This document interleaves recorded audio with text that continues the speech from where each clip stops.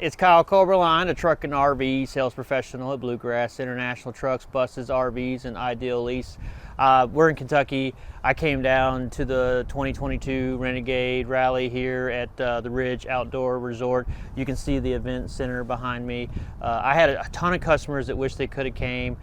This was a top quality, top notch event. The people that organize this, the sponsors, I mean, they do a heck of a job. So I try to film as many of the presentations as I could so people could do a refresher, or the people that couldn't make it. And without further ado, you know, I'll attach one of the presentations to this intro and go from there. Address. And then aqua.com also has a ton of information on our library tab for owner's manuals, things like that can help you along the way with just quick questions to be answered. Here's some information about Aqua. As I mentioned, we've been a Colorado-based company since Aqua started. Back in the 80s, when the concept of Aqua was first invented, there's a gentleman by the name Happy Nander who was kind of tinkering in his basement with his water heater, furnace, and was also a very avid camper. He realized that he needed to figure out a way to bring heat and hot water with him on the road so that his wife could be more comfortable, because he wanted her to come with him camping. She wasn't going to go with in the cold, especially in Colorado. So after figuring out a way to bring a sort of water heater and sort of a furnace with him, he founded a company called Vehicle Systems Incorporated, because he found that his friends also had those same desires. That sort of evolved and changed over time to where we started our first hydronic heating system called Hydrohot. Hydrohot was, as far as some of you have heard about that, it was around for a long time.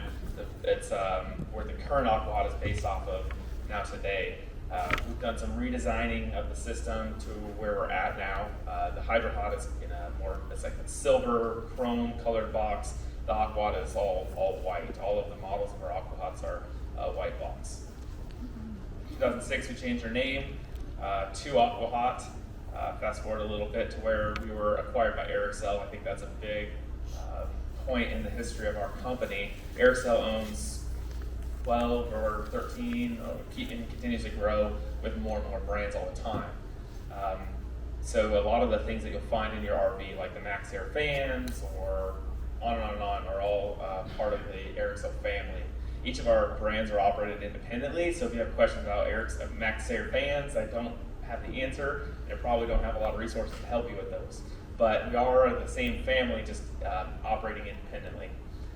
Aqua itself, we have 50 employees in our factory. Everything's manufactured locally there in Colorado. So we have a manufacturing line, we have our accounting people, our marketing people, everybody's in the same office. And so when I have an issue and I don't know the answer, I run over to the engineer, or I run over to customer service, or run over to the manufacturing manager, and it's all done in-house there. So we're really proud of that.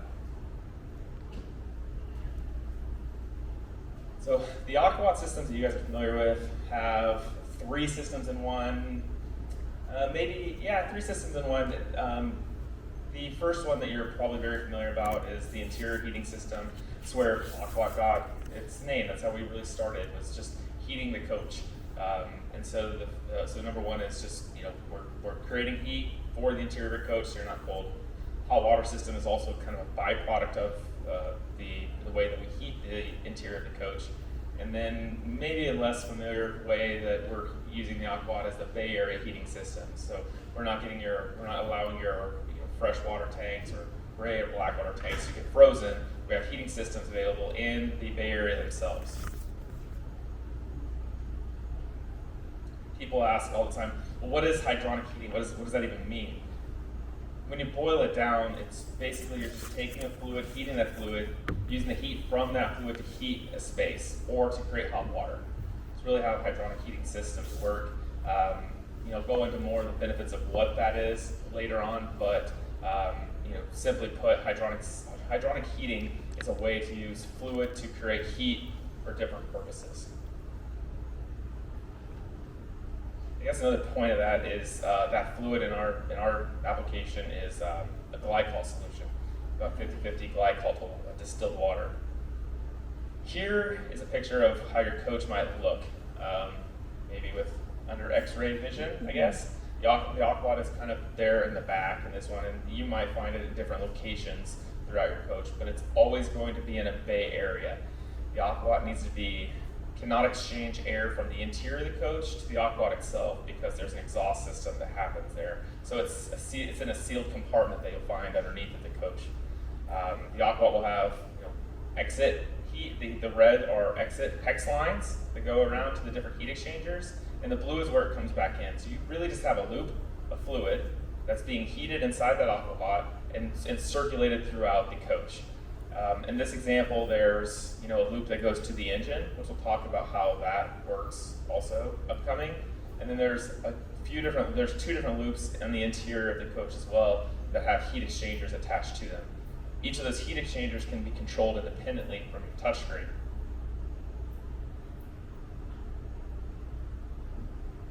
So really then to create heat for the glycol itself, there's two ways that we can do that.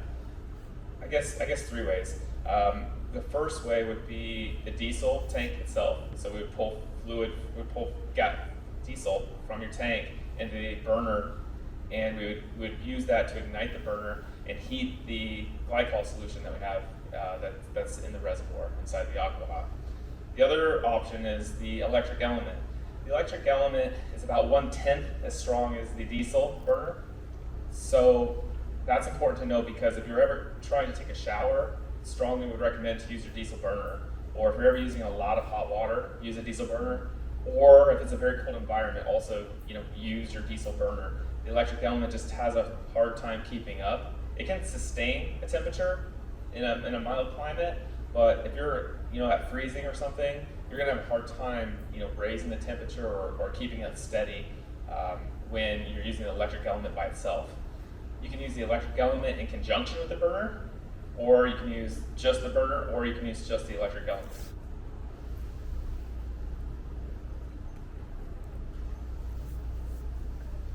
So with our 400 series, there are 2 circulation zones. I don't think anybody probably has 600 series, but on our 400, we have 400 450s probably in this group, I would imagine.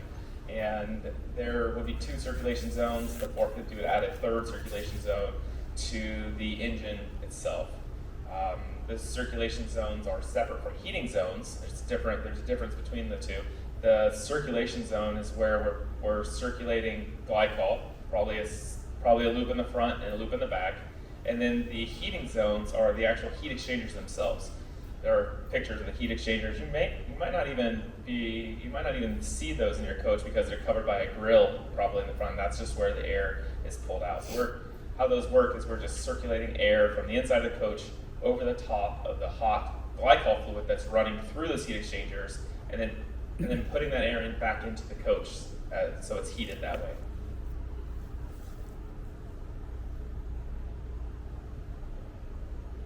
Here are a few, not all, but here are a few different models of Aqua Hots that we have. We've kind of expanded our lineup to, beyond this in recent last couple of years. But here are really the specifications between the 250, the 450, the 600. The one thing we didn't add here is the 400 product, which I think is on another slide also. But what you'll find is the BTUs keep increasing from one to the next, which makes sense because there's additional loops from one. You'll have 5 heating zones between the 450 and the 600, and then 3 on the 250. Don't think anybody probably has a 250 here, but if you do, there are some 250. A lot of 250. Okay, all right. Sorry about that. A lot of 250s. So 3 heating zones on the 250s, and then 5 on the other models. But as you can see, the BTUs vary from the 250s to the 450s and the 600s. And then the amount of hot water that we can produce per minute changes. The 250s and the 400 series has 1.5 gallons per minute, and then the 600 series has about 2 gallons per minute of hot water that we can create, and that's at a continuous level. So, so we rated at 1.5 or 2 gallons per minute, and that's based on the temperature of the faucet itself. So, we can guarantee that you won't have any fluctuations in water temperature at those rates of gallons per minute. And then just to point out, the 450, the 600 both have engine preheating loops, and the 250 doesn't have that as an option. I think the bottom there is also a really good slide to point out, or a good piece of this slide, where we're talking about the time to preheat an engine. If your engine was at 30 degrees, we can get up to 90 degrees in 1 hour by enabling the preheat mode on your 450 or 600.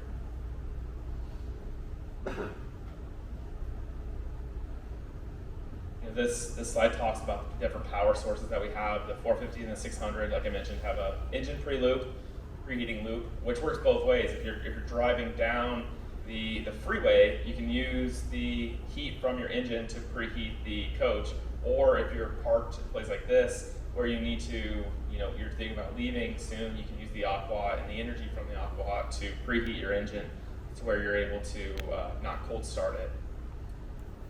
We also talk about how much fuel usage here, and this is kind of more of the max amount of fuel. So all of them have kind of a similar rating as far as fuel consumption. It's always a question that I get. The absolute max that you'll ever use is 0.4 gallons an hour.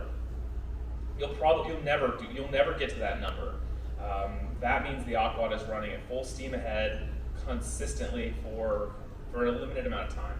What you're going to find is that the boiler tank itself is going to get up to temperature somewhere around 180 to 200 degrees, and then that engine is going to stop running. So once we get up to temperature, you're not going to be consuming any more fuel anymore.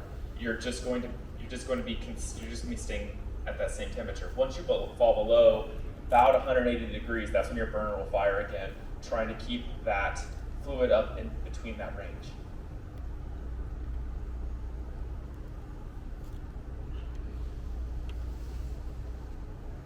Here's how the system works with hot water. So you'll have a source of water, whether that's from the city water or that's from your RV itself, that our pumps will pull water from and into the Aqua. The Aqua, it'll circulate through the Aqua itself, exiting the Aqua hot, very hot, at about 120 degrees or so, which is going to be too hot for you to wash your hands with, or take a shower. It still would be considered scalding. So there's a mixing valve that is also added, which pulls in additional cool water, which will bring it back down to temperature where you can use it for a shower or washing your hands or however else you would use your hot water.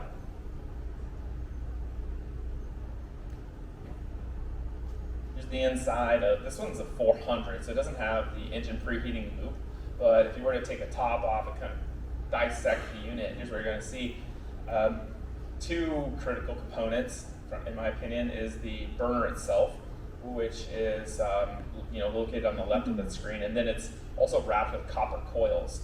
The only way that you can really ruin an Aqua is by damaging those coils.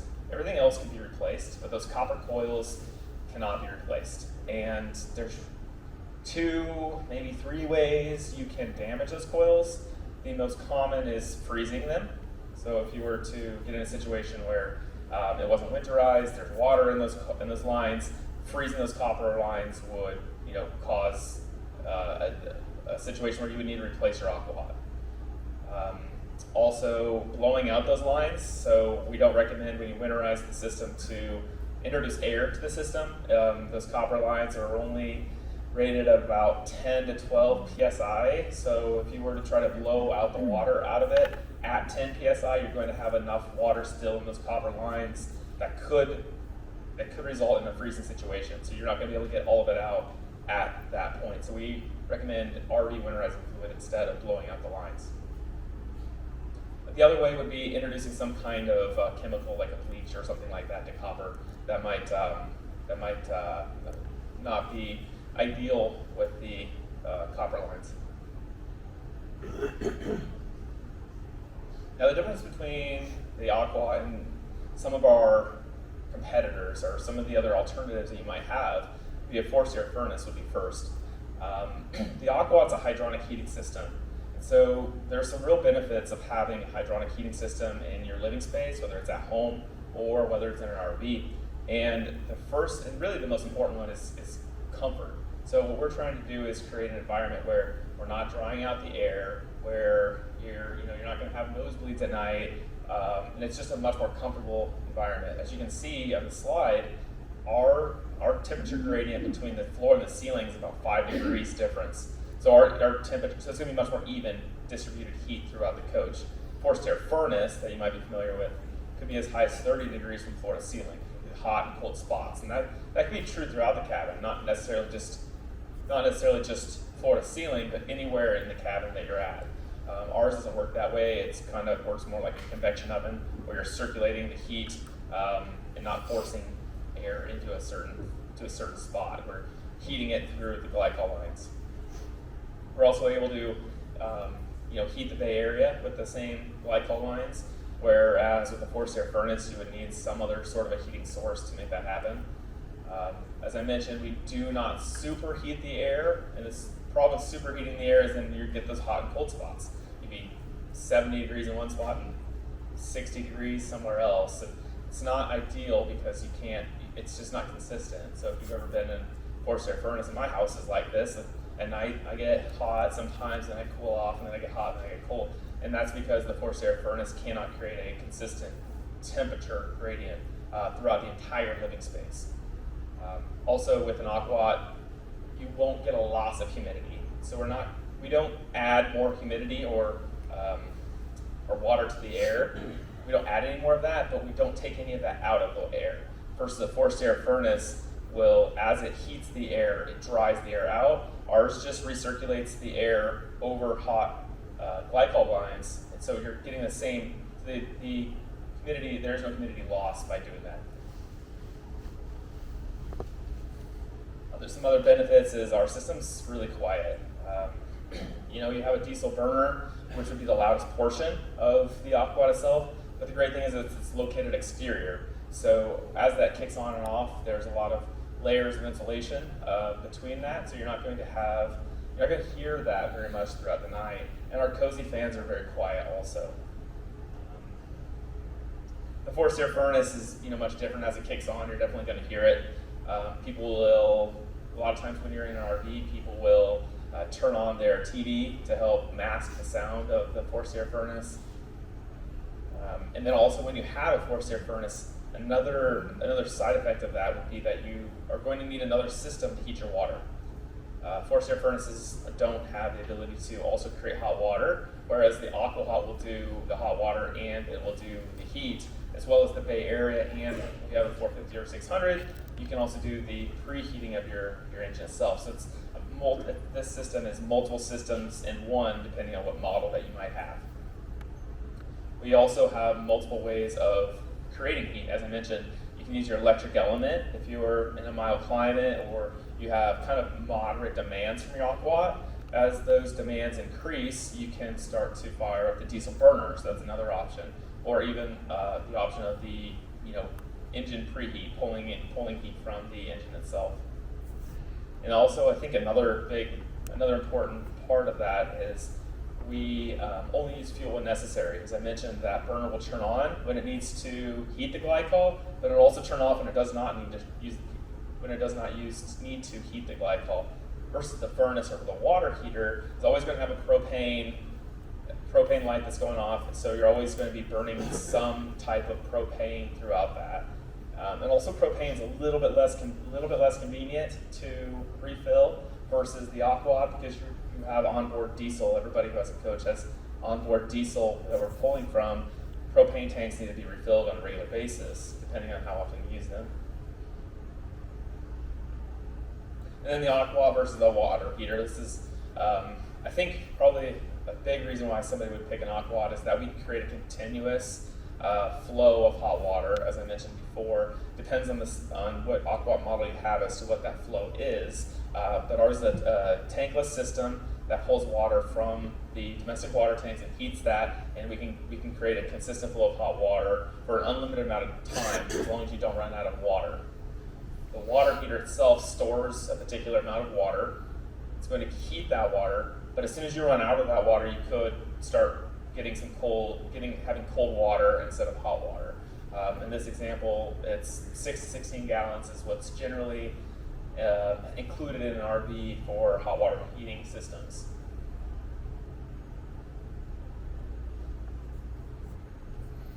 And then, the Aqua just versus the combination of the furnace and the hot water system. We have a combination of different fuel sources. One fuel source from there, only use the fuel when needed versus using propane. Just always having that pilot light on with the propane system. And moving on to the 400. So here's some, more specifications on the 400 series. The heating BTUs is 65,000. We have up to 8 heat exchangers throughout, and that's a really important portion of it because you can individually control each of those heat exchangers. If you want one area to be 60 degrees and one area to be 80 degrees, you can tell those heat exchangers for that to happen. So that doesn't mean that there's not going to be glycol running through those lines at those heat exchangers. It just means the fans are going to be inactive if that zone is up to temperature.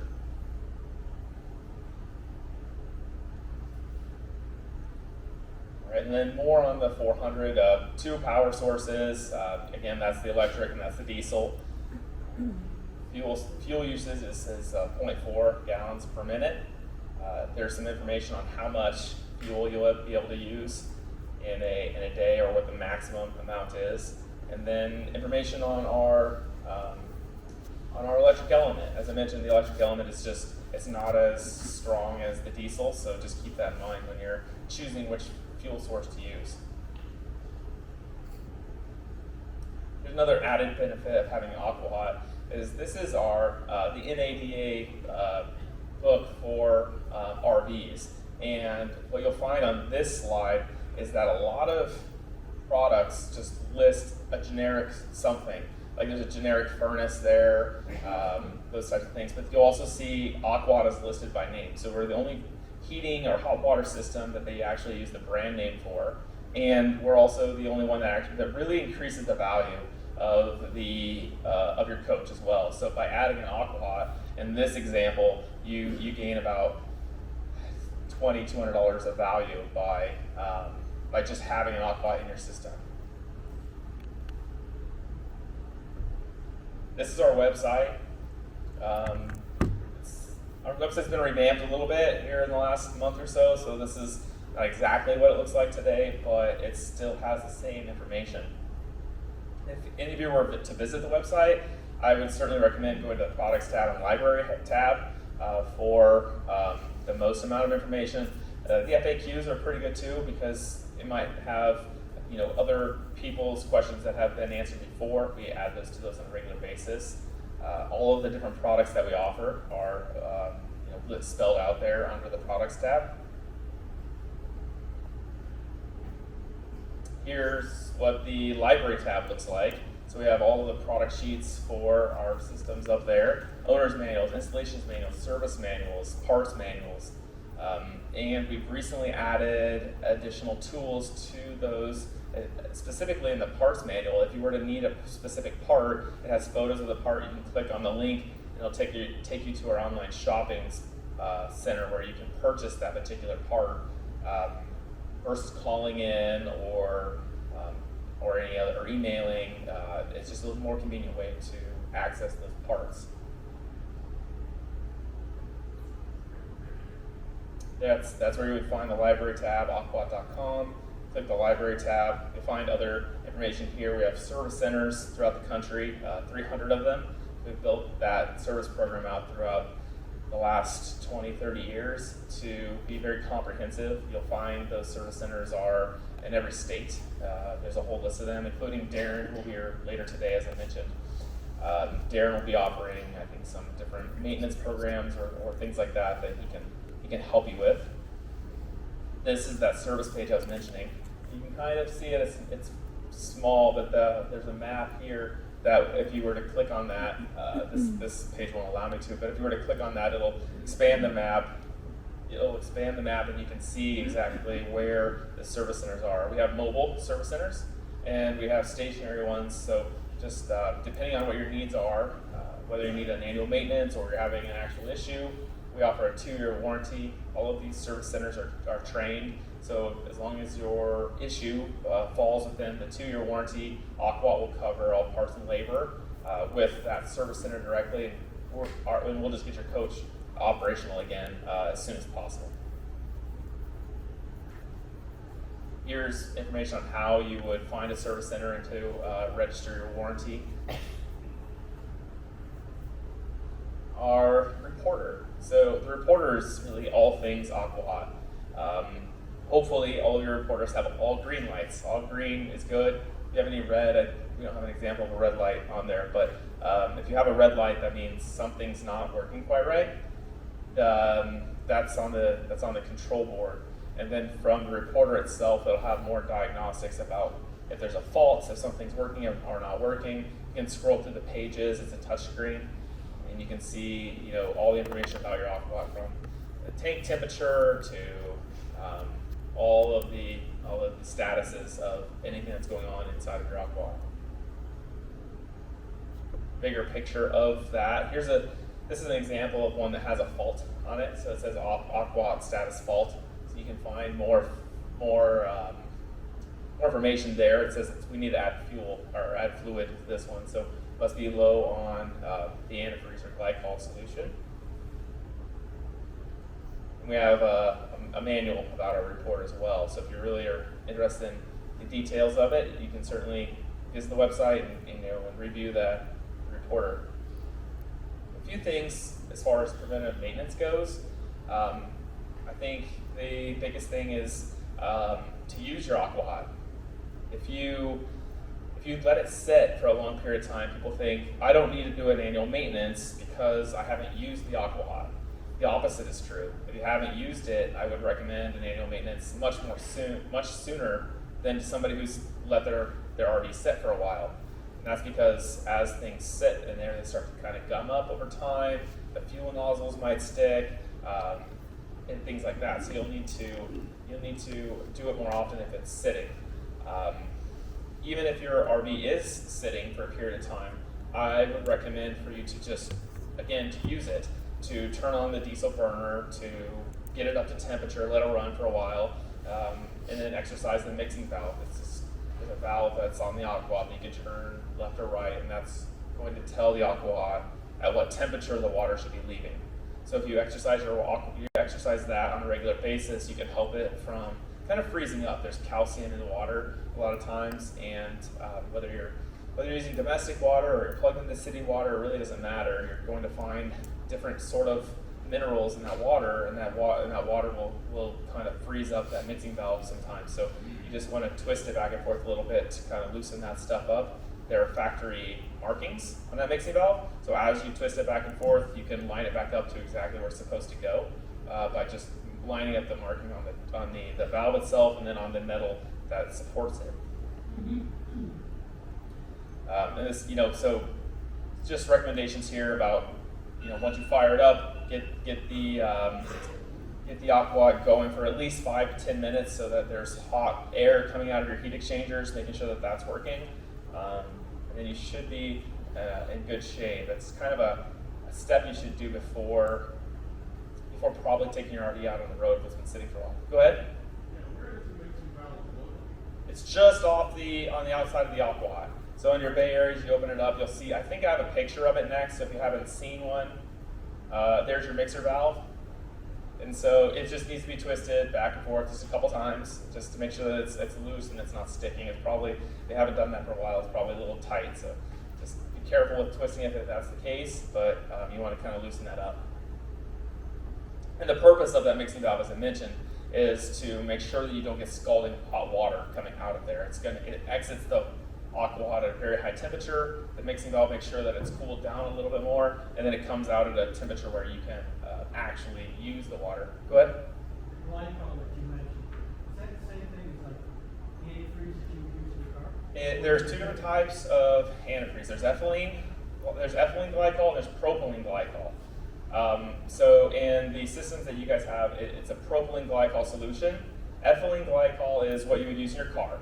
Propylene glycol is really just sugar water.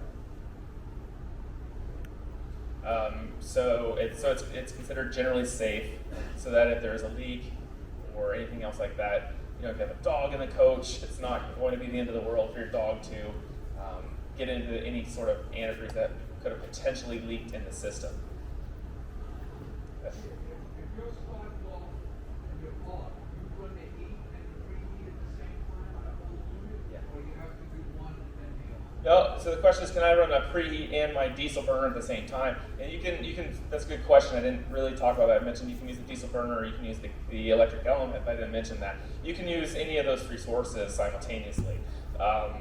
You know, if you're driving down the road and your engine's hot, you probably wouldn't need to, or you just finally parked, you probably wouldn't need to have the diesel burner running at the same time, because there's a lot of excess energy that we can pull off of that. On a cold spot, you sit for a week and go on and check it out, it's cold, and fire both up and heat the coach and the engine at the same time. Yeah. Before I go install. So when you turn on the engine preheat, it will do both. So it will heat the glycol fluid, and when you turn on the engine preheat, we're going to circulate a loop to the engine itself. It's also going to be circulating a loop of glycol throughout the coach at the same time. So you can do the hot water, you can take a shower, you can get heat in the coach. At the same time, that engine will be heating at the rates I mentioned before. So within an hour or so, you'll be able to you'll be able to get that motor up to temperature. The benefit of that, obviously, is you don't have to worry about a cold starting your engine. Yeah. Like, it's winterized, so I'm not gonna have water in it, I'm gonna have the RV antifreeze. Yep. Is there a chance of burning out the RV antifreeze in a heater if you run too long? So the question is, if I have a winterized and I have RV winterizing fluid already introduced into my system, can I run it that way? And the answer is yes. You can. You don't want to try to take a shower or drink from it, but you can certainly use it for heat. So you can turn on your heat exchangers and you can run the system to heat the coach when it's already been winterized. So if you're sitting in if it's sitting in a storage place somewhere and you just want to make sure that it's running, turn on the diesel burner and you can run it and it'll be fine. Okay.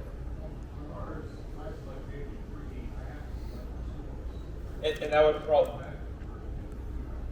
sure, and that would be it. So the engine preheat you'd have to have the engine preheat in conjunction with the diesel burner if you're not driving. So when you're driving, the energy that we get to heat the glycol tank comes from the engine itself. But if you're not and you're parked here and you collect engine preheat, what it's trying to do is it's trying to push glycol into the engine. And so we need to have an energy source to make that happen. And so the diesel burner is where that energy source would come from at that point. So you could potentially do the electric element, but as I mentioned, it'd be a much slower process.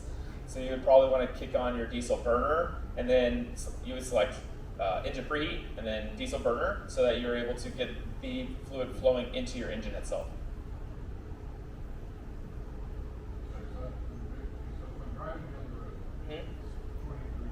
Yeah. How do I use the engine to heat my?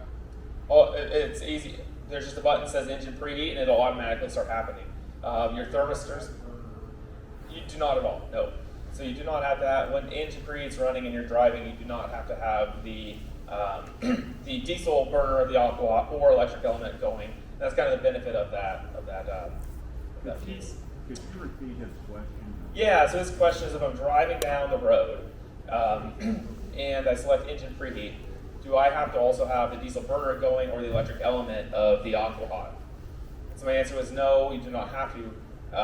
We're going to be we pull the fuel from, we pull the glycol from the engine itself to heat the boiler tank on the inside of the Aqua while you're driving.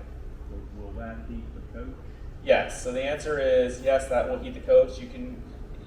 We use that energy to heat the glycol tank on the inside, and then that glycol tank circulates hot glycol throughout, so it will be heating the coach and creating hot water from the engine. Engine preheat while you're driving without the burner on, and the engine will heat the coach? Correct.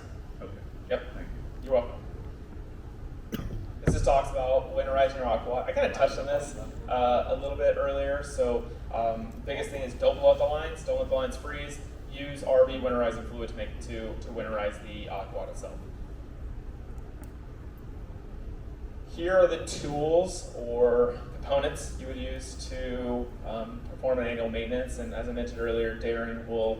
I know that he has some of these with him, so he's offering the preventative maintenance program here. So it's pretty simple. The only thing that's not listed here is a gasket, so you'll need to replace that gasket on an annual basis. Also, we want to make sure that the propylene glycol is at the proper levels.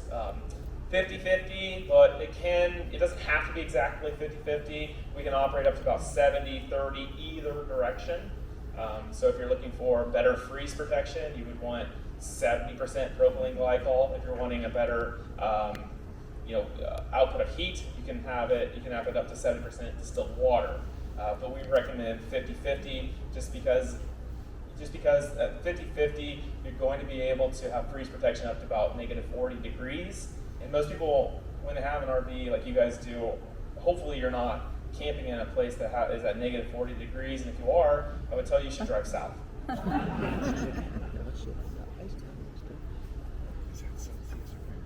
Here's a great video. It's a good resource. I'm not going to play this video because it's 15 minutes or something longer, but you can find it on YouTube. This guy is a gentleman we paid to walk through all of the steps on servicing your Aqua. He was going to tell you how to do change your fuel filters and check your glycol level, and how to use a refractometer to understand where your glycol levels are at. All of those things. So if you're interested in kind of a DIY annual maintenance, check out this video on YouTube, and you can certainly get some information from them. Here, kind of I was talking about that before about the differences in the propylene glycol to water mixture. If you're ever in a pinch and you need more of one or more of the other, you can add distilled water to the system. That's no problem.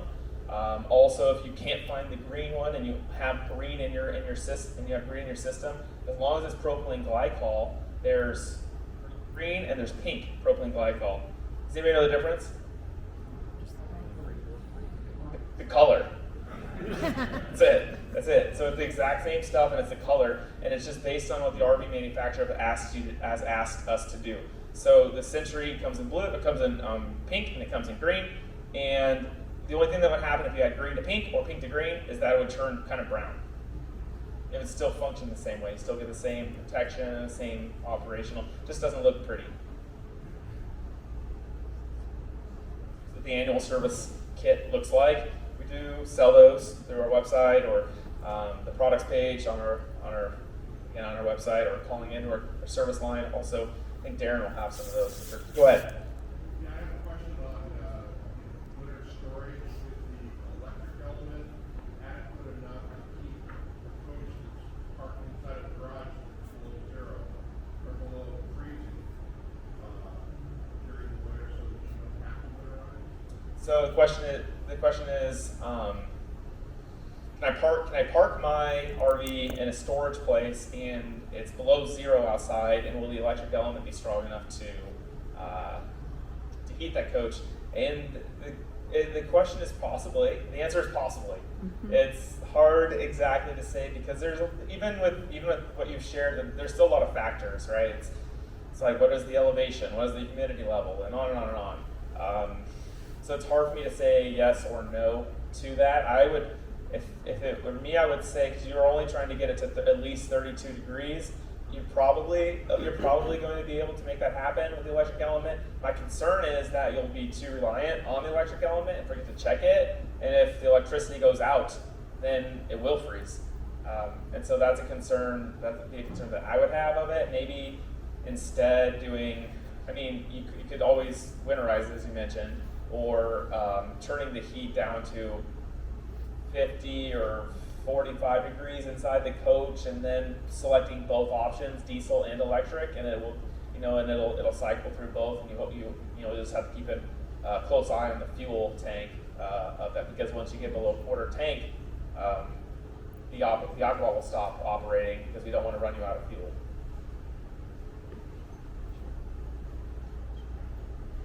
These are the components needed for the annual service kit, as I mentioned, the gasket, and you would always want to replace the fuel nozzle also on here. Fuel filter, the refractometer is a tool that you would use. You look through a light, and it'll tell you exactly the level of glycol solution that you have. You can purchase those at any sort of a Napa car dealership or parts store, or again, we do sell this kit directly to consumers as needed.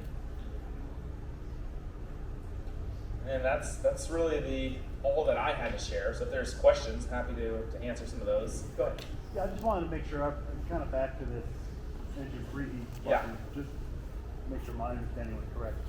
So, as I understand it, is when the engine's running and we're going down the road, the engine's always heating the glycol. Yes. You don't have to press a button or anything. It's automatically doing it. The only time you have to press the button is if the engine's off and you're using the system's preheating. Well, you do want to make sure it's enabled. So on your touchscreen itself, there is a button that says engine preheat. And as long as that's enabled, then it is working that way you described it. So you just have to make sure that the engine preheat is selected. And then from there, it's functioning the same way as your diesel burner or electric element might. It's pulling the hot glycol into the tank itself and heating that tank. And then when you have a hot tank, you can do hot water, you can do heat, you can do anything that Aqua can normally do with it. The goal is just to get that to temperature.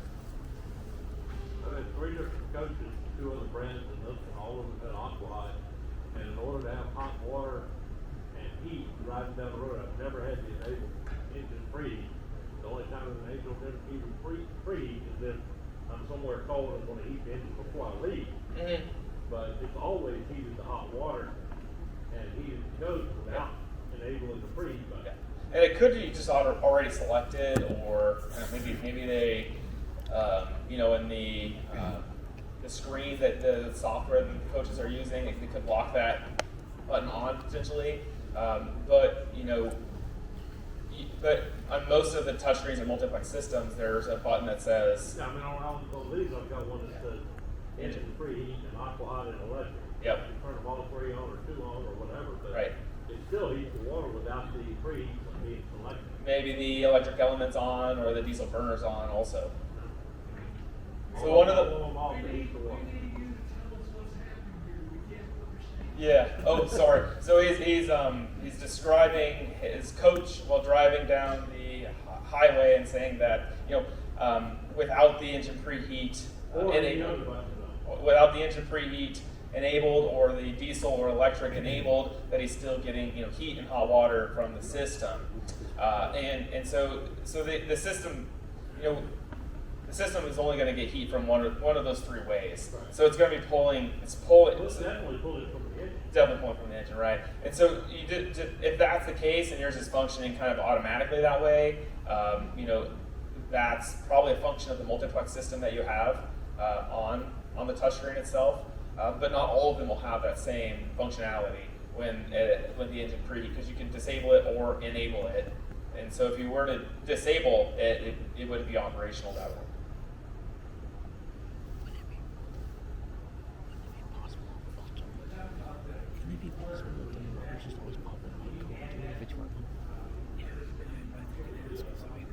No, so the question is, can you add a recorder to a system if you don't have it? So you must have maybe an older system, maybe the recorder. Yeah, so that reporter is kind of used more in a service aspect, and so you may have one and not be aware of it. So the touchscreen itself is in the interior of the coach. You don't have the touchscreen. Okay, so then if you did have a recorder, it would be in the bay area near the Aqua hot. If you don't, and so you could check to see if that's there. If you don't have one, unfortunately, you can't add one to the system after the fact. Yeah.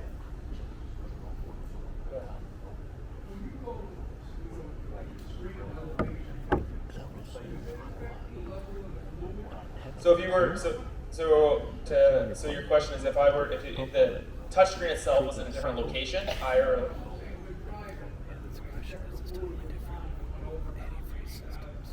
Okay.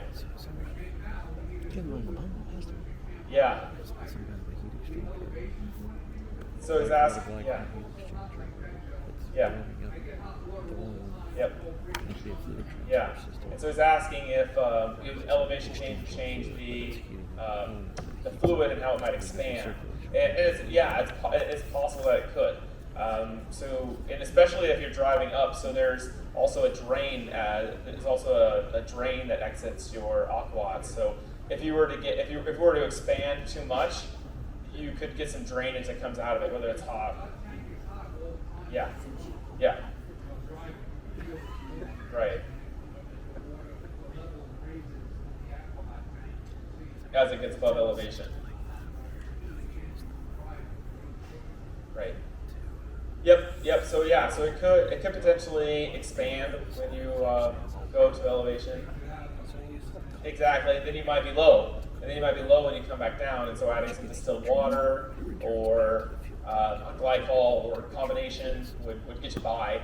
And so that's, yeah, it carries some, absolutely. Carry some of it. That's not a bad idea. And also, as you're climbing and it's full, then you could potentially be spilling some out underneath, just because at the angle at which you're climbing.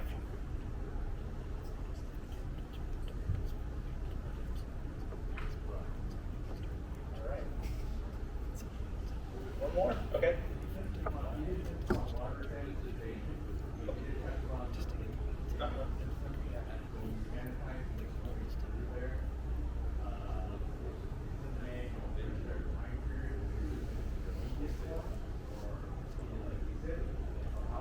Yeah, so the question is, when you're sanitizing the system, can you let it sit? For how long should you let it sit? You should flush it out right away, yeah. So it shouldn't be in there and sitting in there. You should definitely, run that through there and then cycle it out as quickly as possible. Is the 250 hooked to the engine so it's cool, or so it's heating while you're driving down the road? So the question is the 250 hooked to the engine, so while you're driving down the road, will it preheat the coach? The answer to the 250 is no. The 400 is no also. The 450 is yes, and the 600 series, all of those are yes. Yeah. So the 250 doesn't operate, doesn't have that loop. So you have to run the diesel burner. You'll have to run the diesel burner or electric element. So you have those two sources of energy. Thank you. Yep. It's in the back.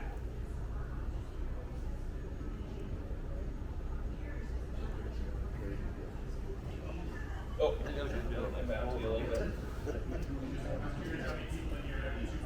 Oh, how many have the 250D?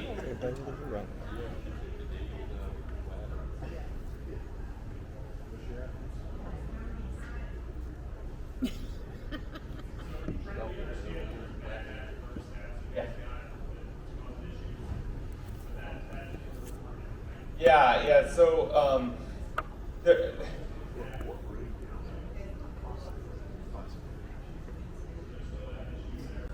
people are still having issues with thermistors.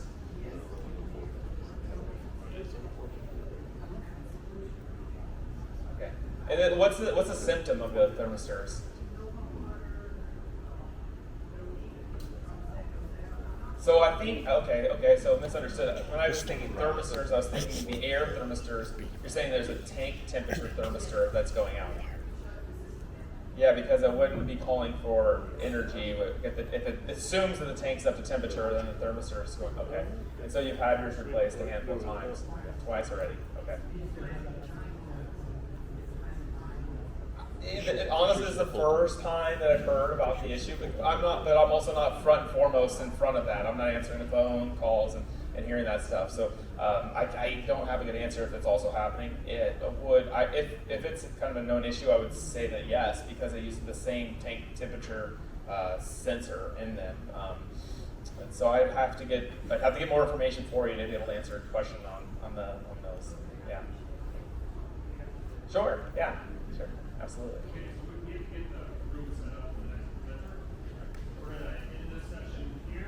Bringing it up.